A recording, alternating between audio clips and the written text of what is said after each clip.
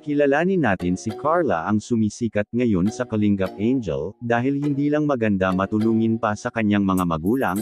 Siya si Carla Tapular, 17 taong gulang at nakatira sa Dait, Camarines Norte, at nag-aaral ng ika-12 baitang sa Dait, Camarines Norte National High School Senior High at panganay sa 4 na magkakapatid. Mahirap man ang buhay pero hindi ito hadlang na abutin ni Carla ang kanyang mga pangarap sa buhay. Ang pangarap ni Carla ay makapagtapos ng kanyang pag-aaral. Ang gusto niya ay maging isang guro, dahil nga sa hirap ng buhay parang nawala na ito ng pag-asang makapag-aral pa ng kolehiyo.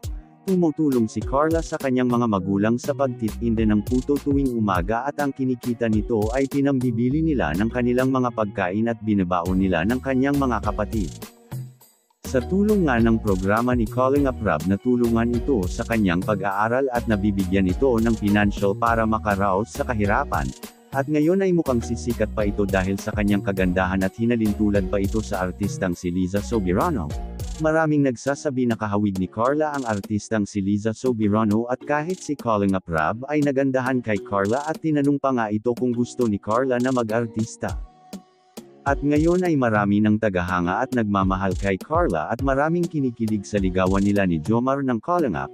At maraming nagsasabi na sisikat pa itong si Carla at makatulong pa ito sa kanyang magulang sa tulong ni Kalingap Rab. Maraming naniniwala na maaabot ni Carla ang kanyang mga pangarap sa buhay.